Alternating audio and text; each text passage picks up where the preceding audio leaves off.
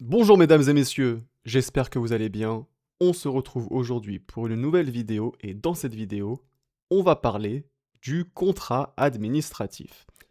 Alors vous savez que l'administration, lorsqu'elle agit, elle peut agir de manière unilatérale en prenant ce qu'on appelle un acte administratif unilatéral, mais elle peut aussi conclure des contrats, et plus précisément des contrats administratifs.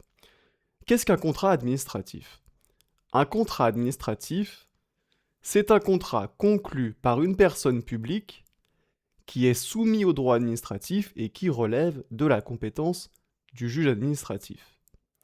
Et ce qu'il faut bien comprendre, c'est très important, c'est que tous les contrats conclus par l'administration, en réalité, ne sont pas nécessairement des contrats administratifs.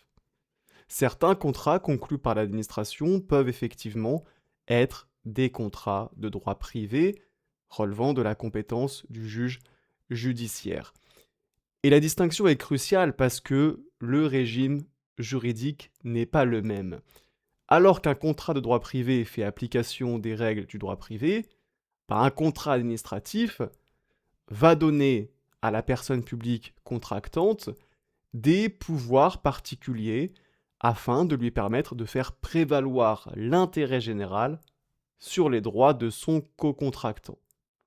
Et donc, en cas de contrat administratif, l'administration, elle dispose ainsi d'abord d'un pouvoir de direction et de contrôle qui lui permet de surveiller la bonne exécution des obligations de son co-contractant, ce qui peut la conduire par exemple à opérer des visites sur les lieux de l'exécution du contrat, ou encore à demander au co-contractant la communication de certaines informations. L'administration, elle dispose aussi, outre ce pouvoir de direction et de contrôle, d'un pouvoir de sanction de son co-contractant en cas de mauvaise exécution du contrat. Et notamment, l'administration, elle peut infliger des pénalités financières à son co-contractant en cas de retard d'exécution, ou encore elle peut carrément se substituer à son co-contractant, ou bien lui substituer un tiers afin d'assurer l'exécution du contrat, et en laissant toutefois peser sur le co-contractant les frais et risques du contrat. Et puis enfin, l'administration, elle dispose d'un pouvoir de modification unilatérale du contrat, voire de résiliation unilatérale du contrat, si c'est justifié par un but d'intérêt général. Donc on voit que la qualification de contrat administratif, elle emporte des conséquences importantes. Il est donc essentiel, en cas de contrat conclu par l'administration, de savoir si on est face à un contrat administratif ou pas. Mais alors, comment est-ce qu'on sait si un contrat conclu par l'administration est un contrat administratif? D'abord, la qualification de contrat administratif, elle peut résulter de la loi. La loi peut effectivement déterminer que tel ou tel contrat est un contrat administratif. Par exemple, les contrats comportant occupation du domaine public sont des contrats administratifs en vertu d'un décret-loi du 17 juin 1938, désormais codifié à l'article L 2331-1 du Code général de la propriété des personnes publiques. Également, les contrats de la commande publique conclus par des personnes publiques, là encore, ce sont des contrats administratifs en application de l'article L6 du Code de la commande publique. Et donc, contrat de la commande publique, ça va inclure tout ce qui est marché public et contrat de concession. Donc les marchés publics et les contrats de concession, ce sont des contrats administratifs en vertu de la loi. Et puis lorsque la loi est muette, lorsque la loi ne dit rien, on considère qu'un contrat est administratif s'il remplit deux critères qui ont été dégagés par la jurisprudence.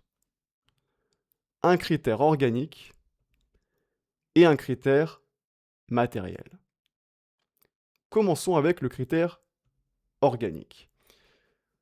Ce critère organique, il signifie qu'au moins l'une des parties au contrat doit être une personne publique. Il faut qu'au moins une personne publique soit partie au contrat. Et donc ainsi, en principe, un contrat conclu entre deux personnes privées ne peut pas être un contrat administratif, et ce, même si l'une d'elles est chargée d'une mission de service public. Alors toutefois, il faut quand même préciser que ce critère organique, il est parfois considéré comme satisfait alors même qu'aucune personne publique n'est partie au contrat. Il en est ainsi lorsqu'une personne privée partie au contrat est le mandataire d'une personne publique, c'est-à-dire qu'elle agit au nom et pour le compte de cette dernière. Et donc, un contrat conclu entre personnes privées peut être un contrat administratif si l'une des parties est mandataire d'une personne publique. Donc ça, c'est donc le critère organique. Et en plus de ce critère organique, le contrat sera considéré comme un contrat administratif s'il remplit un autre critère, qui est le critère matériel. Alors ce critère matériel, il se divise en réalité en deux branches qui forment une alternative. Il y a donc deux possibilités pour que ce critère matériel soit rempli. Première possibilité, c'est si le contrat a pour objet l'exécution d'un service public. Le contrat, effectivement, sera considéré comme un contrat administratif s'il a pour objet de confier au co-contractant de l'administration l'exécution du service public ou s'il permet l'exécution du service public par l'administration elle-même. Donc ça, c'est la première possibilité, c'est si le contrat a pour objet l'exécution d'un service public. Deuxième possibilité, c'est si le contrat comporte une ou plusieurs clauses exorbitantes du droit commun. Alors c'est quoi une clause exorbitante du droit commun? Une clause exorbitante du droit commun, c'est une clause qui confère à l'administration des prérogatives de puissance publique, et ce, dans un but d'intérêt général, comme l'a défini le tribunal des conflits dans un arrêt du 13 octobre 2014. Mais donc, autrement dit, c'est une clause qui va donner à l'administration des pouvoirs particuliers qu'on ne trouve pas dans les contrats de droit privé. Par exemple, une clause qui permet à l'administration de modifier unilatéralement le contrat ou bien de résilier unilatéralement le contrat. Ou encore une clause qui autoriserait l'administration à contrôler la bonne exécution des obligations de son co-contractant, comme je vous en ai parlé précédemment dans cette vidéo.